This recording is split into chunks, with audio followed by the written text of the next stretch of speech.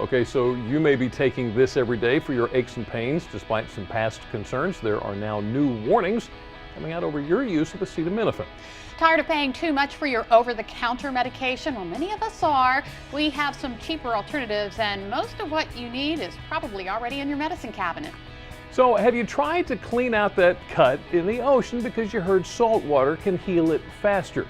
Yeah, what about using urine to take the pain away from a jellyfish sting? Are either of those true? We're going to get the answer. Well, let's face it, many of us like being out in the sun, but all that sun can cause a lot of damage to our skin. But there are ways you can fix it. Today, we'll show you how. And we're in the kitchen mixing a little chicken with a little crab and combining those with some veggies to make the Lazy River wrap. Delaware Life starts right now. Good afternoon, everyone. I'm Lisa Bryant. I'm Jimmy Hoppo. Welcome to Delaware Live from historic Studio D. And what a beautiful day it is, finally. Oh my, yeah. Is it just me, or has summer seemed to rush past? It just came to a halt. If kids are almost in school. Yeah. This is crazy. Some are in school. Some are, you're right, some are Yeah. already in school. But it just seems like we had a couple of good heat waves. Yeah. It just seems like the summer went by so quick. I don't think we should get too comfortable with the temperatures. And Think the 90s are coming back? Yeah, I think it's all coming back. Yeah. Probably right. Probably right. So, have you ever had turducken? Excuse me? Turducken. Turducken. Turkey, duck, and chicken for like Thanksgiving or something like that? Yeah. Okay, well, No, I haven't. everybody knows the story. Let me explain why I mentioned that. Take a look at this picture. Here's the deal. The University of Delaware was doing a research study in the Delaware Bay. So they took some menhaden, threw it on a hook. Said, let's go out and get us a dogfish shark. So they went out and got a dogfish shark, bit on the menhaden, and then as they're pulling the dogfish in, this sand tiger shark comes up and takes a bite of the dogfish shark. Right. That dogfish, just to give you an idea of the relationship here, the dogfish there and the sand tiger shark is 3 feet long. Oh my goodness. That's how big that sand tiger is. And he swallowed it, right? And swallowed it, yeah. Yeah. So eventually they went ahead, and she's a female, and they went ahead and tagged her and released her. They were trying to recollect all of the tags that they'd had previously and fix some loose ones. So that's where that really shows you the food chain, doesn't it? I'll be honest with you, I didn't realize there were sand tiger sharks in the Delaware Bay. Yeah. I don't think I'll be going swimming there anytime soon. I don't think you need to worry. Now, we talked about this weather and about the summer. It has been an unusual summer, I think, mostly because it's been wet. Very, yes. Not very warm. Well, that's good news for some Maryland and Delaware corn and soybean farmers. The USDA is saying that they have had these optimal conditions, and that's made near record yields for the crop production. Nice. Usually we get that prolonged period of time where we have all the high temperatures, no rain. I feel like, every summer we go through a drought. Well, that wasn't the case this year. Now, that's not the case for all farmers either, because I know personally, I spent the weekend looking for tomatoes to do some canning. Right. And a lot of farmers are saying tomatoes didn't fare that well this year do so well. because of the rain. Ah. And some of them lost their crops. So. It didn't work out. Well, I think I just happen to know where all those tomatoes that didn't do so well went. Where? They went to Vienna. Oh. Do you happen to remember when Laura Weldon came by and she was showing us how to make fried green tomatoes? Fried green tomatoes. Yeah. And she was telling us all about Dorchester County Historical Society getting into the Tomato Festival that was coming up in Vienna. Well, Tomato Wars continued this year. There's the winning team, the Killer Tomatoes, organized by Lori Whiston of Galestown with her husband Mark and their friends Bridget Sloan and John Wheeler of Annapolis, Jamie Atkins of Hurlock. Now, oh, by the way, the reason I bring this up is because they were the ones throwing the tomatoes that didn't do so well this year. That is the tomato race champion. That is the mayor of Church Creek, Robert Herbert. Once he won the tomato race, they crowned him, caped him, and took him around the grounds. Oh, how about that? So that was a very good thing over the weekend. Yeah, and if you're thinking, why did they throw all those tomatoes and waste them? They weren't good tomatoes. And Brian Spiros was actually a judge there, and he said, these are the tomatoes that you do not want to eat. Some of them had a little mold on them and things like that. So they would have been tomatoes that were thrown away anyway. Just based on what he said, I don't think I'd want one thrown at me. It was, I know, right? It was a mess, but apparently they had a lot of fun. Yeah. Well, back to school. as we were talking about, a lot of kids, I tell you, the back to school lists are getting pretty extensive, you know, especially when you have to get that calculator, the graphing calculator and everything. Well, the Department of Health and Social Services is seeking donations through the state's Adopt a Student program. This is in Delaware. While staff members for the Adopt a Student program say they have plenty of backpacks and school supplies, they still are looking for donations of like gift cards so that they can give them to families who have to buy other things such as uniforms and graphic calculators if they have to. So if you can help them out, here's a number you can call, 302-424-7260, and that is Sussex and Kent County and Newcastle for that matter. They say that it'd be nice if you give them gift cards in denominations of 15, 25, 30, 50, even 100 if you want. That'd be nice. They won't turn them down. Because they're running into some money. It gets expensive. Back to school is a very expensive time of year. Adopt a Student program. I think it's a great idea. Now, just in case you are trying to figure out, if you're in the St. Michael's area, if you're trying to figure out what the crayons are that you're seeing all over the place, they're to support the new after-school program to help kids accomplish. There's a shot of them right there. What they've got to do academically. It's called St. Michael's After School Help. Smash. I love that. I don't know why I like that so much. This is John Booth and George Clark. They're putting up a couple of the crayons on Talbot Street there in St. Michael's.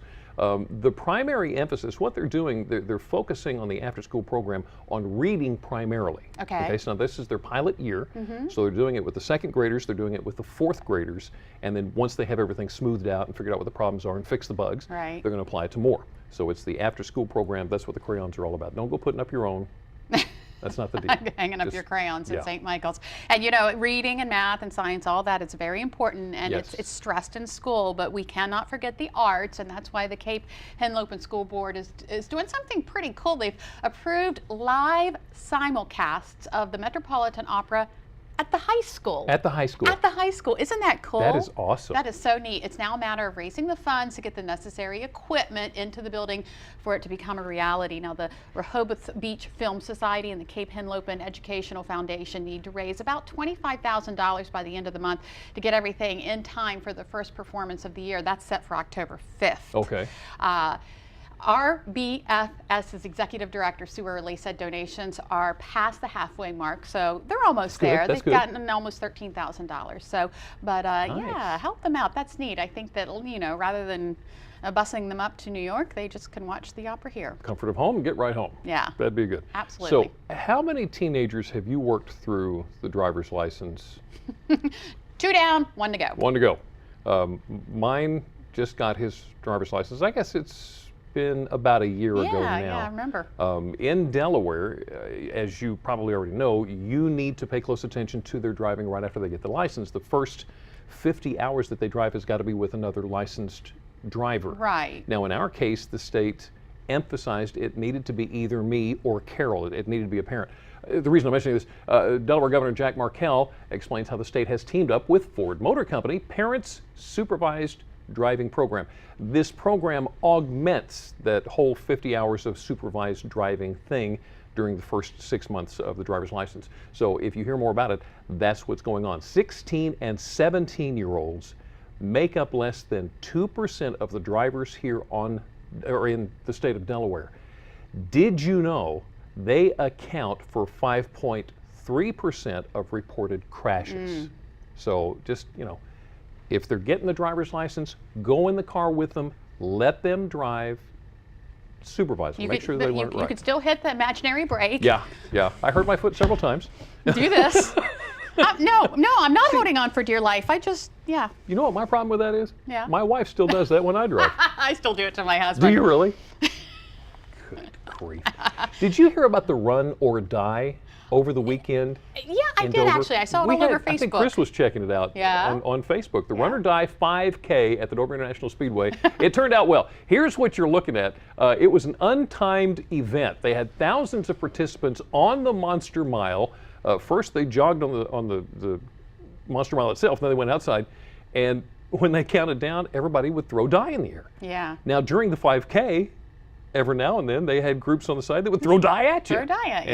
And just cover you up. Don't worry about it. Small bags of non-toxic cornstarch-based dye, neon colors. The good news is it'd wash right out. Yeah, So, that's a big thing. They're doing it all over. I know they have one in Baltimore, Norfolk, and everything. That's a big thing because when you get to the finish line, you're like 17 different colors of and the people I heard talking about it absolutely love it. Yeah. It was just a large time held by everyone. Oh, yeah, well, I do remember a couple months ago, actually not even a couple months ago, because we talked about it when we were on the Cape May Lewis Ferry, the Fort Miles. Oh, yeah. The history up there, Right. the World War II history. Well, the Indian River Life Saving Station is hosting its final free summer guest speaker next Thursday. And the reason I talk about Fort Miles is because that's what he's going to be talking about. William Grayson is the author of Delaware's Ghost Towers. He's going to speak about Delaware in the early days of World War II and the mysterious concrete towers that dot the Delaware coast. They do kind of look kind of spooky if you think about it. The presentation is going to focus on the history of the towers and the artillery found